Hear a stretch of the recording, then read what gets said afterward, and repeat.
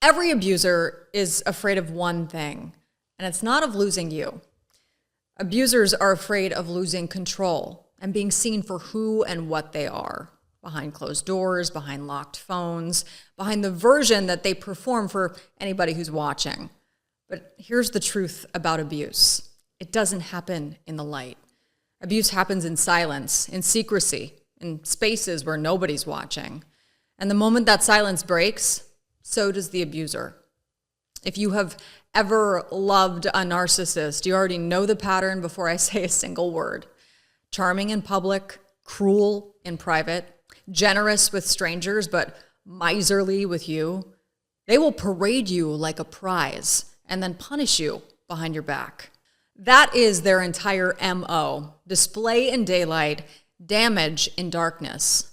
Abusers never announce what they are. They erode a victim slowly. So slowly, in fact, that the victim starts believing that they are somehow at fault. They're charismatic, composed, and convincing, right up until the curtain finally drops and they're exposed. Abusers study their victims. They soften them.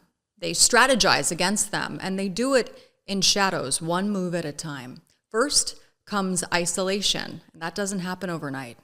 It is slow and deliberate, pulling you away from your people, your plans, your independence, until their voice is the only one in the room. Fewer friends, fewer check-ins, fewer opportunities for people to see what is actually happening. And next comes the threats.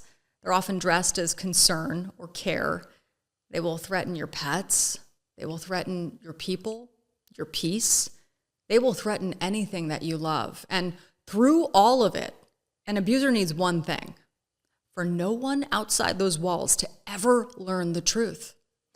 And then comes the guilt trips, and guilt becomes the glue holding the entire structure together. Suddenly, you are the reason that they are upset. You're the reason they had to say what they said, or you're the reason that they did what they did. You start apologizing for actions that you never took, explaining yourself for things that need no explanation, and shrinking yourself just to keep the peace.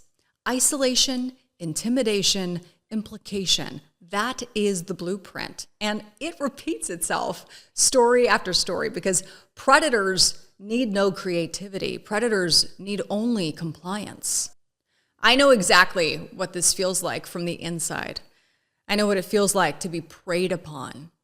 I know what it feels like to plan your exit strategy, to plan your escape from the abuser. It's not dramatic. It's not cinematic. The escape is 100 small decisions strung together, identifying how and when and where, and then sharing those details with only one or two trusted friends. And once you escape, that's when it gets interesting, because that's when the abuse becomes so clear. The relationship was never mutual. It was an exchange, and you realize you were the only one trading anything of real value.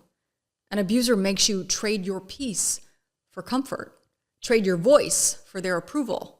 But staying quiet is never loyalty. Staying quiet is a betrayal to yourself.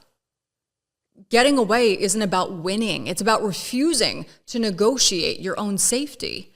It's about choosing your peace and your future and your worth over their comfort and their control and their cover story. And here's the piece of emotional intelligence that nobody talks about. Real discernment means understanding why an abuser behaves the way that they do and then refusing to let that become an excuse. Just because you can explain their behavior does not mean that you owe that behavior your tolerance. Real emotional intelligence never excuses cruelty. When you break the silence, you break the secrecy, and that's what their entire strategy is based on. That is precisely why the tactics shift the moment that you try to leave.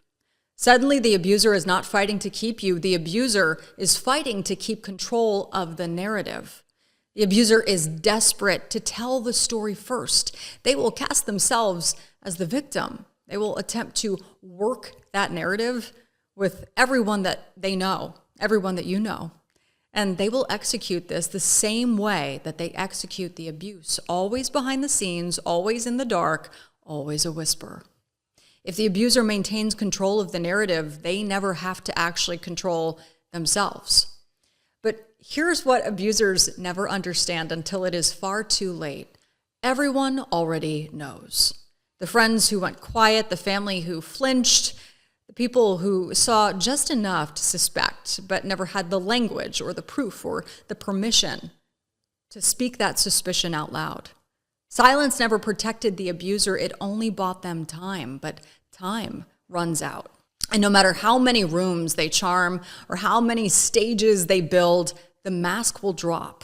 An abuser cannot survive exposure. They can survive an argument, they can survive a lawsuit, they can survive being disliked, but what the abuser cannot survive is an accurate description.